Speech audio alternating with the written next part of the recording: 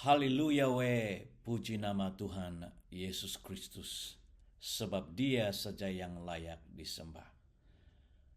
Murid-murid Tuhan, pengikut-pengikut Kristus, dalam bagian ini Bishop akan meneruskan pencerahan pelajaran Alkitab dalam kitab Injil Yohanes. Bab yang pertama. Jadi mari kita teruskan. Di dalam bagian yang lalu saya sudah sampai ke ayat yang keempat. Di dalam Dia ada hidup, dan hidup itu adalah terang manusia. In Him was life, and the life was the light of man. Ayat 5. Saya teruskan, terang itu bercahaya di dalam kegelapan, dan kegelapan itu tidak menguasainya. And the light shine in darkness, and the darkness comprehended it not. Nah, di dalam terjemahan bahasa Indonesia ini, terang itu adalah terang Kristus. Terang itu adalah terang dari Roh Kudus yang menyertai kehidupan Yesus. Dan sebentar lagi kalau kita membaca ke ayat seterusnya, kita akan mengetahui bahwa firman itu adalah Kristus. Firman itu menjadi manusia. Dan terang ini adalah terang kebenaran, terang yang menyebabkan kita boleh melihat yang sebenarnya jati Tuhan sendiri melalui firman-Nya. So kita akan lihat di sini, terang itu bercahaya di dalam kegelapan. Kegelapan di sini kita tahulah secara sains, kegelapan itu adalah suasana di mana kita tidak dapat melihat, kita tidak mampu melihat dengan jelas karena tidak ada cahaya atau terang. Tetapi di dalam Alkitab saya tahu yang dimaksudkan dengan kegelapan ini adalah simbolik atau lambang tentang kuasa kegelapan, kuasa iblis dan pengaruh kekuatan musuh, yaitu Satan atau demons, di mana kegelapan itu berusaha menakluki, menghilangkan cahaya terang daripada Kristus.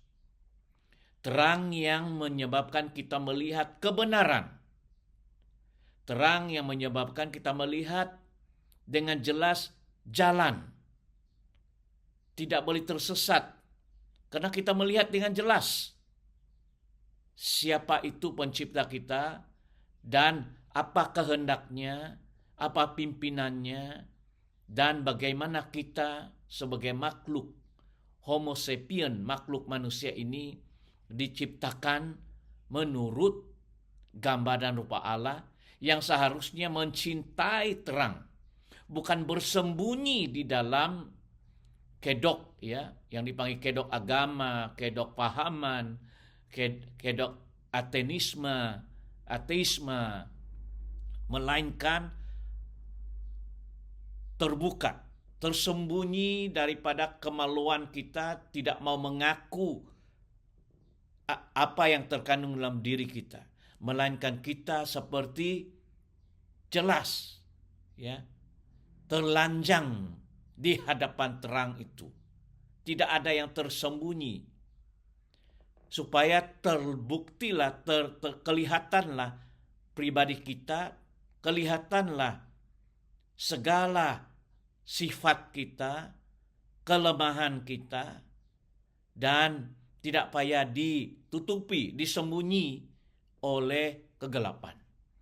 Tetapi mereka yang suka tinggal di dalam kegelapan adalah mereka-mereka yang tidak mau kebenaran atau kenyataan yang benar itu diketahui. Kalau pencuri, biasanya dia pergi sebelah malam. Dia supaya tidak dapat dilihat. Kalau pencuri, kalau dia mencuri siang malam, dia akan 11 siang dia akan berusaha menutupi mukanya supaya tidak dikenal. Menutupi itu dengan kata lain itu lambang kegelapan. Supaya mukanya tidak dikenal, sebab dia tidak mau perbuatan-perbuatan jahatnya itu diketahui dan orang itu diketahui siapa yang melakukan kejahatan. Jadi itulah, terang itu bercahaya di dalam kegelapan, tetapi kegelapan itu tidak menguasai. Dalam bahasa Inggris, the darkness comprehended it not. Maksudnya di sini lebih penjelasan adalah kegelapan itu tidak dapat memahami terang itu. They cannot comprehend the comprehension of understanding light. Biasanya orang yang tiada hubungan intimasi, belum mendapat pengalaman wahyu daripada Roh Kristus, mereka tidak dapat memahami perkara-perkara tentang rohani, tentang hal-hal Tuhan. Bahkan mereka berusaha menginterpretasi dan menerjemahkan firman itu menurut akal logika dan intelijen, pengetahuan manusiawi mereka, sehingga disalah tafsir kenyataan atau terang kebenaran itu, dan itu boleh memusnahkan iman mereka sendiri. Kegelapan pasti tidak akan memahami rencana Tuhan. Kegelapan tidak dapat menguasai dan memahami terang itu. Itu yang dimaksudkan dalam ayat 5. Ayat 6. Datanglah seorang yang diutus Allah. Namanya Yohanes. Dalam bahasa Inggris, John. There was a man sent from God whose name was John. Nah, di sini tiba-tiba Yohanes menulis tentang seorang yang dipanggil Yohanes. Tetapi penulis ini bukanlah yang maksudnya, yang dinamakan Yohanes di sini bukanlah penulis ini. Yohanes ini sebenarnya adalah utusan Allah yang diutus Tuhan untuk menjadi saksi kedatangan terang itu, yaitu Kristus. Nanti sebentar kita akan jelaskan. Dia juga dipanggil Yohanes Sang Pembaptis atau Yohanes Pembaptis, dalam bahasa Inggris John the Baptist. Sebab itulah misi kenabiannya yang utama. Dia datang untuk membaptis orang dengan air. Ya. John the Baptist atau Yohanes Pembaptis. Itu adalah arahan atau perintah Allah Bapa kepada dia.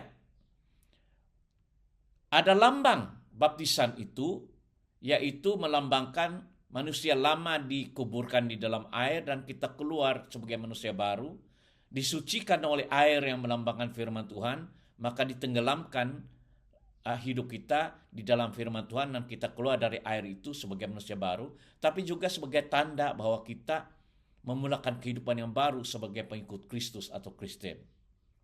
Nah, Yohanes ini juga sepupu Yesus secara fisikal, sebab Elizabeth itu adalah semacam bersepupu, bersaudara dengan Maria, ibu yang melahirkan Yesus. Dan dia lahir lebih kurang 6 bulan sebelum Yesus lahir, ya. Dan Yohanes ini diberitahu oleh Tuhan bahwa dialah yang akan bersaksi tentang Kristus Dan orang yang pertama bersaksi tentang kedatangan terang ini, kedatangan firman ini di tengah-tengah manusia. So, kita lihat, datanglah seorang yang diutus Allah. Berarti dia bukan diutus manusia. Dia diutus Allah, maksud dia, saya percaya dia menerima wahyu. Dia mendengar suara Allah Bapa di surga berfirman kepadanya, mengutus dia untuk bersaksi tentang Kristus. Ini bukan utusan kerajaan, bukan utusan pertubuhan agama Yahudi, bukan. Tapi jelas di sini diutus Allah. Nah, kalau kita mau melakukan pekerjaan hal pemberitaan Injil dan juga pengajaran dan melakukan tugas, ada panggilan khusus, pastikan kita ada panggilan, kita mendengar suara Allah, kita ada pengalaman pribadi dengan Tuhan tentang panggilan itu. Sebab bila mana kita tahu itulah panggilan Tuhan dan Tuhan mengutus kita, percayalah Allah akan menyertai kita, menyertai perkataan kita, menyertai kita di dalam melakukan pekerjaan yang telah dipercayakan oleh Tuhan. Amin. Ia datang sebagai ayat 7. Ia datang sebagai saksi. Saksi maksud dia menyaksikan untuk membenarkan, memberi endorsi kepada seseorang tentang tujuan kedatangannya dan bahwa orang ini adalah utusan Tuhan juga. Witness, saksi hidup ya. Untuk memberi kesaksian tentang terang itu, ayat 7. Ia datang sebagai saksi untuk memberi kesaksian tentang terang itu. Nanti sebentar kita akan mengetahui bahwa terang itu adalah Kristus. Supaya oleh dia semua orang percaya. Jadi Yohanes Pembaptis diutus Allah untuk berbicara tentang terang ini supaya dapat meyakinkan para pendengar untuk percaya kepada orang yang diutus Allah ini, yaitu terang ini. Jadi ayat 8. Yohanes ini bukan terang itu, tetapi ia harus memberi kesaksian tentang terang itu. Ayat 9. Terang yang sesungguhnya yang menerangi setiap orang sedang datang ke dalam dunia. Bahasa Inggris, that was the true light which lighted every man that cometh into the world. That cometh into the world. Dia sedang datang ke dunia. The true light, maksud dia terang yang sesungguh-sungguhnya, tanpa prejudis. Kedatangan terang itu untuk menerangi kehidupan manusia, untuk menerangi jalan, menjelaskan, menerangi apa tujuan dan misinya, dan siapa yang mengutus dia, dan apa yang dikehendakinya. Itulah terang. Dan Tuhan Yesus itulah terang. Pernah di dalam kitab Yohanes kita akan membacakan juga, Yesus berkata, akulah terang dunia. Akulah terang dunia. Dan Tuhan Yesus juga berkata kepada para murid-muridnya, kamulah terang dunia, kamulah juga garam dunia. Jadi setiap orang yang mengikut Yesus akan menerima terang dari Kristus itu, dari segi pengajarannya, atribusinya, karakternya, sifatnya, dan juga menjadi terang Kristus kepada bangsa-bangsa. Dia akan membawa terang Kristus itu kepada bangsa-bangsa, sehingga murid Tuhan juga digelar terang dunia dan garam dunia. Itu nanti kita baca lah ya. Ayat yang ke-10. Ia telah ada di dalam dunia, yaitu terang, yaitu firman, dan dunia dijadikan olehnya, tetapi dunia tidak mengenalnya. He was in the world, and the world was made by him, and the world knew him not. Nah, kita sudah melihat bahwa him itu dalam bahasa English terang itu ditujukan kepada seorang pribadi, seorang oknum, yang mana dikatakan ia telah ada di dalam dunia. Nah, ketika Yohanes mulai bersaksi ini, Tuhan Yesus lahir di Nazaret, membesar di daerah lahir di Bethlehem, membesar di daerah Nazaret, dan dia sudah hampir 30 tahun. Dia sudah berusia 30 tahun.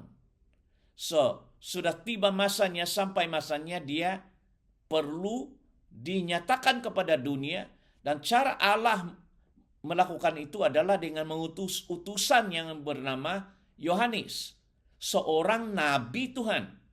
Dia memang nabi yang diutus secara khusus memberi kesaksian tentang kedatangan terang ini. So dikatakan he was in the world, dia telah ada di dalam dunia. Kristus ini, terang ini, dan dunia dijadikan olehnya. Kristus yaitu di dalam kodrat ilahinya, statusnya adalah firman. Ya, pada mulanya firman. Firman itu bersama-sama dengan Allah, dan firman itu adalah Allah. Dan oleh firman Allah menciptakan dunia. So Kristus sebagai firman itu menciptakan dunia. Dia adalah firman yang menciptakan. Ini misteri, ya. Ini misteri, tetapi saya coba terangkan pada Anda, memberi pencerahan yang lebih jelas. Dunia dijadikan olehnya, tetapi dunia tidak mengenalnya. Memang benar, ketika terang ini Yesus datang, orangnya sendiri dari bangsa Yahudi sendiri menolak dia. Tidak percaya kepadanya. Bahkan menghujat dan bahkan mau membunuh dia karena dunia tidak mengenal dia. Ayat yang ke-11. Ia datang kepada milik kepunyaannya, tetapi orang-orang kepunyaannya itu tidak menerima dia. Memang benar. Kepunyaannya maksud dia orang Yahudi, orang Israel. Dia lahir di Bethlehem. Dia membesar di Nazaret. Dia pergi ke Bait Suci Allah pada usia 12 tahun. Dia belajar hukum-hukum Taurat, Musa, Tanak. Dia mengikuti sekolah hukum itu dari kecil. Dia berbangsa Yahudi, berbangsa Israel. Sebab bapaknya Yusuf atau Joseph berketurunan di raja. Ya, cucu Raja Salomo, Raja Daud. Ya. Jadi karena dia bapak dan silsilahnya itu adalah royalty, dia keturunan di raja. Raja itu keturunan King David, King Solomon. Itulah bapak leluhur Kristus menurut urutan Yusuf, yaitu suami kepada Maria. Dan dia datang, dia lahir, dia bukan lahir di luar, tapi lahir di tanah perjanjian, tanah Israel. Tetapi orang-orang kepunyaannya itu tidak menerima. Seperti mana yang saya katakan. Ayat 12. Tetapi semua orang yang menerimanya, diberinya kuasa supaya menjadi anak-anak Allah. Yaitu mereka yang percaya dalam namanya. So disitulah permulaan ayat 12 ini. Permulaan tentang faith, iman, ya, percaya kepada semua orang yang menerimanya, diberi kuasa supaya menjadi anak-anak Allah, yaitu mereka yang percaya dalam namanya. So, bila mana orang itu percaya Kristus dan dalam nama Yesus Kristus, maka orang itu akan mulai menerima siapa dirinya, pengajarannya, dan menjadi pengikutnya. Maka bila kita dalam status itu memerlukan iman. Kedatangan Kristus adalah membawa hukum iman. Iman, percaya kepada Dia, kita akan diterima sebagai anak-anak Allah. Anak-anak Allah maksud dia dalam roh kita itu dilahirkan oleh firman, dilahirkan oleh Roh Kudus. Sebab tubuh kita ini memiliki jiwa dan kita memiliki roh yang abadi. Jadi, yang dimaksudkan di sini, roh ini mempunyai iman, percaya. Bahasa iman adalah bahasa roh manusiawi kita. Bukan bahasa jiwa, sebab bahasa jiwa ini kita pelajari daripada pengetahuan intelektual. Tapi iman itu bukan bahasa intelek, iman itu adalah bahasa roh, rohani. Ya. Bukan semua orang boleh percaya siapa Tuhan, bukan semua. Itu memerlukan iman, percaya kepada pencipta yang tidak kelihatan. So di sini Tuhan memberikan kuasa, otoritas, ya. Exousia dalam bahasa Greek, kuasa yang diisytiharkan bahwa bila kau percaya kepada namanya dan menerima dia, maksudnya bukan setakat secara mulut percaya, tetapi buktikan dengan jalan menjadi pengikutnya dan mengikuti segala ajaran-ajaran Kristus. Itulah yang dipanggil percaya.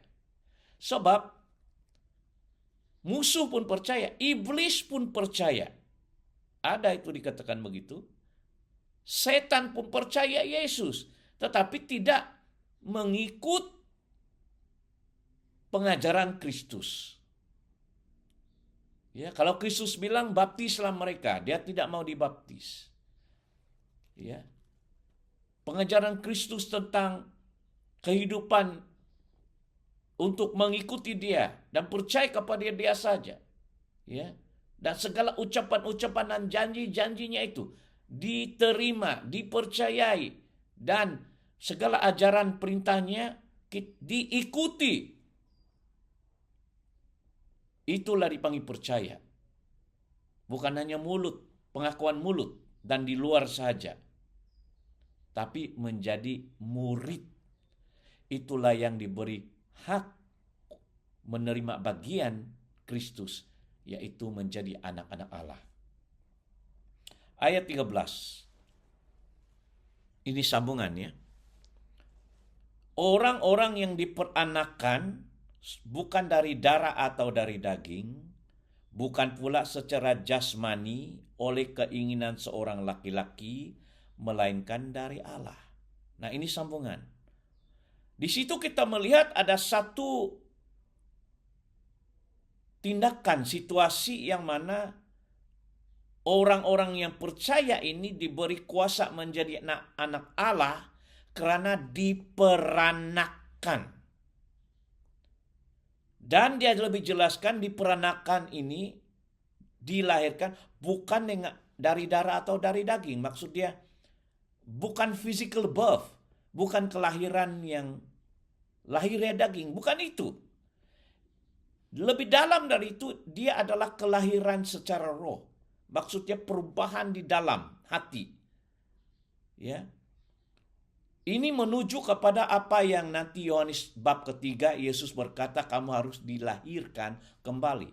Tapi bukan secara daging. Ini merujuk kepada manusia kita, batin kita, jiwa kita itu perlu dibaharui, dilahirkan kembali menjadi manusia yang baru di dalam. Yang boleh mempengaruhi keadaan fisikal luaran kita, mempengaruhi pemikiran kita, mempengaruhi atribut kita. Sebab perubahan itu terjadi bukan di luar, bukan daging, darah dan daging maksudnya fisik. Tetapi perubahan itu mulai terjadi di dalam hati pada saat kita menerima terang itu. Menerima pengampunan, menerima otoritas hak menjadi anak-anak Allah, bukan anak-anak dunia, bukan anak-anak iblis, tetapi yang lahir dari Allah. Nah, itu dipanggil kelahiran roh. Kelahiran jiwa kita, rohani kita. Itulah dikatakan bukan ke jasmani, bukan keinginan seorang laki, melainkan kelahiran dari Allah. Ayat 14. Nah, di sini kita tiba di sini. Firman itu telah menjadi manusia. Nah, kita boleh sambung. Yohanes 1 ayat 1, pada mulanya firman. Firman itu bersama-sama dengan Allah, dan firman itu adalah Allah. Dan kita sambung ayat 14, dan firman itu telah menjadi manusia. Nah, berarti firman yaitu Allah telah menjelma menjadi manusia. Memang tidak ikut logik. Kalau ikut logik ya, mana mungkin firman, perkataan, rema, logos ini manifest tiba-tiba menjadi manusia. Sebab logik kita adalah harus dilahirkan dalam kandungan ibu, betul enggak? 9 bulan 10 hari. Ya. Tetapi kembali kepada apa yang saya katakan dalam bagian kedua pertama, Adam dan Hawa itu tidak dilahirkan secara kandungan. Berarti Tuhan boleh melakukan mujizat. Sedangkan Adam manusia pertama itu tidak dilahirkan dalam kandungan ibu. Dia lahir diciptakan Tuhan dari debu dan nafas hidup dihembuskan. Manakala Hawa perempuan pertama tidak dilahirkan dalam kandungan. Bahkan Hawa itu Tuhan mengambil tulang rusuk Adam lalu dijadikan perempuan wanita. Berarti manusia ini, lelaki yang bernama Adam dan perempuan yang bernama Hawa ini tidak ada ibu. Dia tidak lahir 9 bulan di kandungan.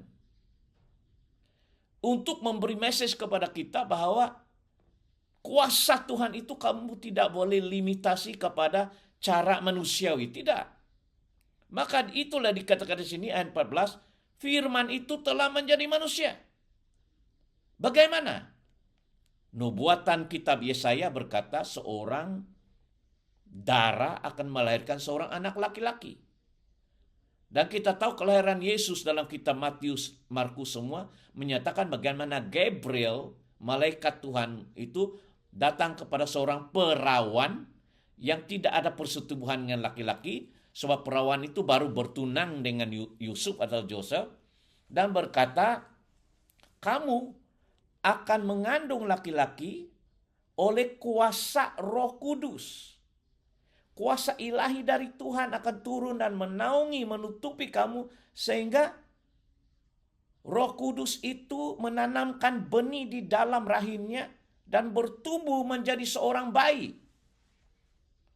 Ini adalah untuk menggenapi nubuatan atau profetik yang telah dinubuatkan sejak zaman Musa akan kedatangan seseorang ini yang orang bilang nabi juga, tetapi anak Allah pun anak Allah juga.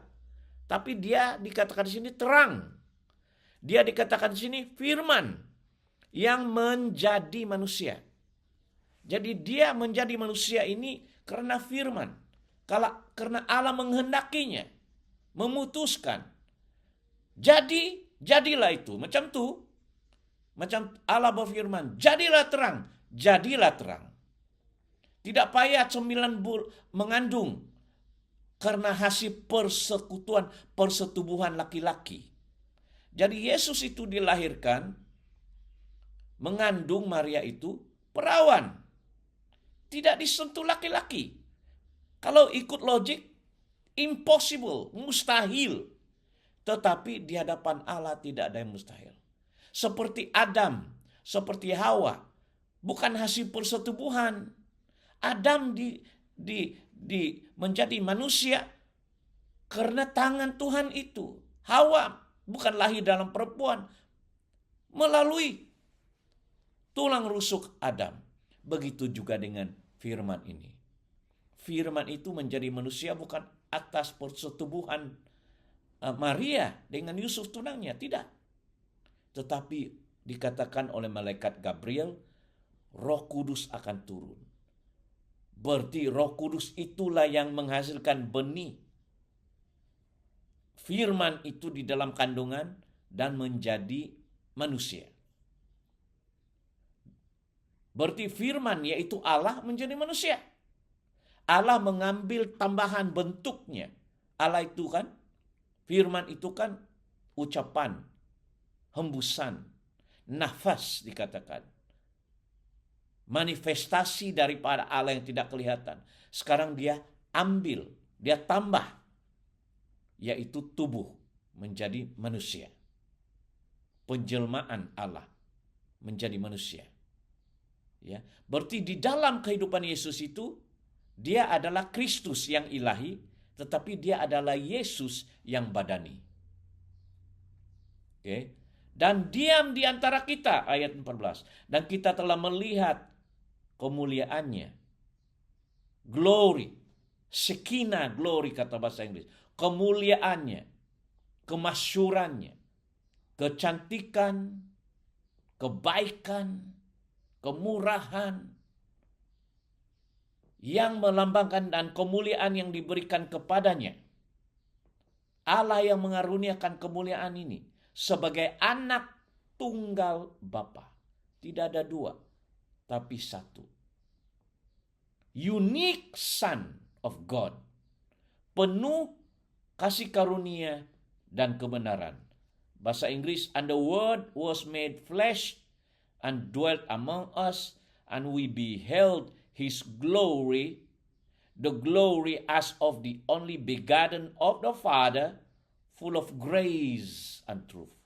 Yesus penuh dengan gracia, grace and truth, kebenaran. Dia menjadi manusia. Dan kemuliaan itu diterima daripada Bapa di surga. Dan orang telah melihat terang ini sebagai anak tunggal Bapa. Yohanes menulis dia sebagai anak tunggal. Anak tunggal. Kenapa dipanggil anak? Karena dia mengambil tubuh itu. Dia mengambil tubuh daripada kandungan itu, bukan kuasa manusia, bukan kuasa laki-laki, dan menjadi seorang manusia. Yang dipanggil anak manusia. Kadang-kadang Yesus berkata anak manusia. Ada orang berkata anak Allah. Dan kita akan jelaskan lebih dalam tentang anak Allah ini. Maksudnya anak Allah ini datang dari negara ini, datang dari dunia surga ini, datang dari Allah sendiri. Itu maksudnya anak Allah, as simple as that. Anak Allah adalah anak yang datang dari Allah. Tapi kita menjadi anak-anak Allah karena kita dilahirkan di dalam alamnya kerajaan Tuhan itu, menjadi pengikut. Seperti kita ini adopted. Kita diambil, dijadikan anak angkat Allah. So, status kita tetap anak Allah, tapi kita dalam posisi anak angkat. Tapi Yesus itu bukan anak angkat. Dia adalah firman yang mengambil bentuk manusia dan dipanggil anak Allah. Amin. Ayat 15 kita teruskan. Yohanes memberi kesaksian tentang dia dan berseru, inilah dia yang kumaksudkan ketika aku berkata, kemudian daripadaku akan datang dia yang telah mendahului aku, sebab dia ada sebelum aku. Maksudnya Kristus itu, manusia yang bernama Yesus itu, telah wujud sebelum dia lahir, Yohanes lahir. Itu yang dia maksudkan. Tapi dia diutus untuk memberi kesaksian. Dan Yohanes berkata, kemudian daripadaku akan datang dia yang telah mendahului aku. Sebab dia telah ada sebelum aku. He was before me.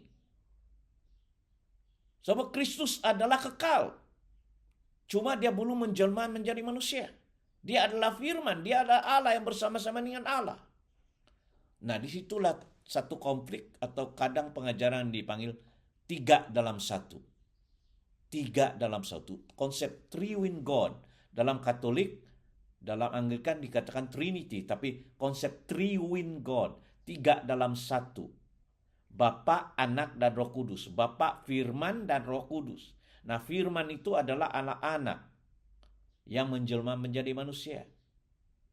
Allah itu esa tetapi menyatakan diri dalam 3 oknum, 3 pribadi yang jelas, Bapa, Anak, dan Roh Kudus. So, anak inilah yang dimasukkan firman. Tapi yang Allah yang menjadi manusia. Ya. So, ayat 16 dikatakan karena dari kepenuhannya lah kita semua telah menerima kasih karunia demi kasih karunia. Karena kepenuhan, maksudnya fullness. Di dalam kepenuhan, Kristus adalah kepenuhan Allah. Kristus adalah firman Allah. Pernyataan, kalau kamu melihat Kristus, kamu akan mengenal siapa itu Bapa, siapa itu Roh Kudus. Sebab dia adalah penjelmaan dari alam roh kepada alam manusiawi. Kamu boleh pegang, kamu boleh sentuh, kamu boleh duduk, kamu boleh makan bersama-sama dengan dia. Dan kamu boleh mendengar yang keluar dari mulutnya itu daripada Bapa, daripada Roh Kudus. Dan segala tindakannya itu adalah tindakan yang 100% menyerupai tindakan Allah Bapa. Tidak ada beda. 100% mengikuti tindakan Roh Kudus itu. 100% macam Roh Kudus itu kayak contoh lah ya. Roh Kudus itu contoh lah. Macam kamera lah ya. Dan Roh Kudus menangkap gambar Allah Bapa. Gitu. Dan keluarlah gambar Allah Bapa itu dalam Yesus Kristus. Paham?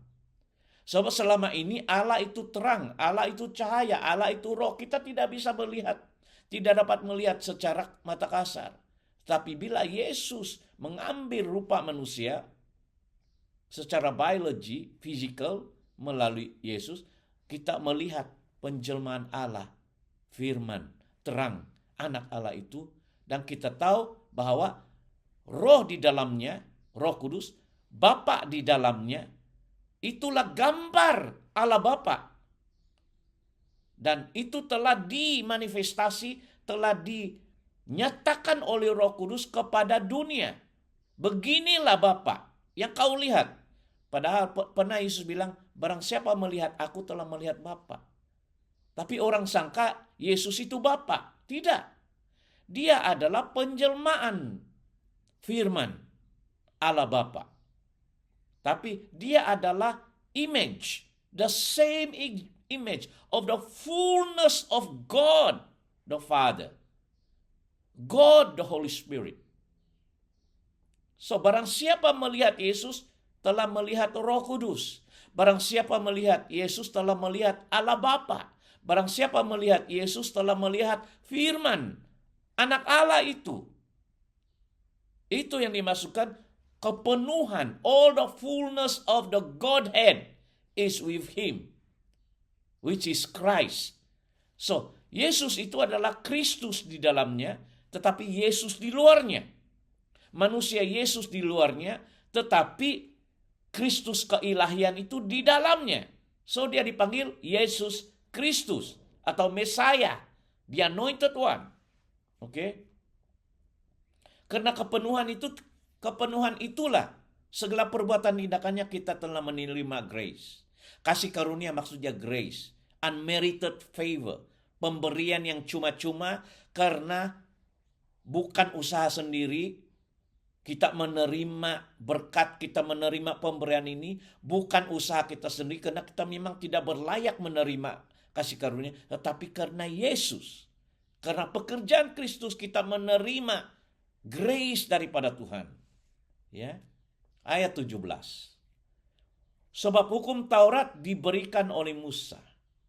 Perjanjian Lama, Musa terkenal nabi yang dipakai Tuhan untuk menulis kitab-kitab Taurat kepada bangsa Yahudi. Ya. Musa adalah nabi itu. Tetapi kasih karunia dan kebenaran datang oleh Yesus Kristus. Nah, akhirnya dinyatakan, bahasa Inggris, for the law was given by Moses, but grace and truth came by Jesus Christ. And so finally, John testified, who is this light? Who is this word? Dari ayat 1 sampai ke 17 akhirnya ditujukan kepada satu nama, yaitu Yesus Kristus. Firman itu Yesus Kristus. Terang yang dimaksudkan oleh Yohanes ini adalah Yesus Kristus. Dan dikatakan perbedaan antara Musa dan Yesus adalah Musa membawa Taurat, hukum, ya, hukum moral, hukum rohani dalam perjanjian lama sebagai penganut agama Kristen dan juga mereka yang menganut agama Yahudi. Ada Taurat, dipanggil Torah, buku yang ditulis oleh Musa, oleh Moses, dan sampai hari ini masih dipraktikkan oleh orang-orang Yahudi yang beragama Yahudi, tapi bukan agama Kristen, ya. Tidak ada beza. Dipanggil Judaism religion, agama Yahudi, Judaism. Mereka tidak orang-orang Yahudi yang Israel, tapi mereka tidak terima Yesus. Mereka percaya Musa saja. Tapi di sini Yohanes mengatakan the law was given by Moses, tapi kasih karunia dan kebenaran. Kita sudah melihat grace, ya. Maksud dia bersandar kepada pengorbanan Kristus, itulah grace. Itulah kasih karunia. Bersandar kepada tindakan Kristus. Berarti iman kepada Kristus akan segala yang dia telah lakukan, itulah yang akan membuat kita menerima kebenaran ini dan dibenarkan di hadapan Tuhan dan diterima oleh Tuhan karena segala perbuatan Tuhan Yesus. So, Yesus kini menjadi landasan, menjadi foundation of our faith. Landasan iman kepercayaan pengikut-pengikut Kristus. Jadi ini amat dalam. Ayat 18. Tidak seorang pun yang pernah melihat Allah. Tetapi anak tunggal Allah yang ada di pangkuan Bapa, dialah yang menyatakannya. Siapakah anak tunggal Allah? Begotten Son, Yesus Kristus. Sebab Allah itu dalam Yohanes 4:24, Allah itu roh. Maksud dia tidak kelihatan. Pencipta itu makhluk roh. Tidak ada tubuh. Dia adalah dipanggil roh. Jadi dia harus mengambil bentuk manusia untuk dapat dilihat. Dan itulah cara Tuhan melakukan itu, bukan melalui persetubuhan laki-laki. Tapi kuasa Roh Kudus yang mewujudkan physical Yesus itu. Dan supaya orang boleh melihat siapa Allah Bapa, siapa itu Roh Kudus melalui Kristus Yesus yang kita lihat secara biologi. Dan Yesus telah lahir 2000 tahun yang lalu di kota Bethlehem, membesar di Nazaret, menjadi tukang kayu, lahir oleh keluarga Yusuf dan Maria, ya. Orang telah melihat dia dan pada usia 30 tahun dipersembahkan kepada seluruh bangsa Yahudi. Inilah dia anak Allah, ya, anak tunggal Allah yang menyatakan. So, Yesus mengakui, saya datang untuk melakukan kehendak Bapakku, bukan kehendakku sendiri.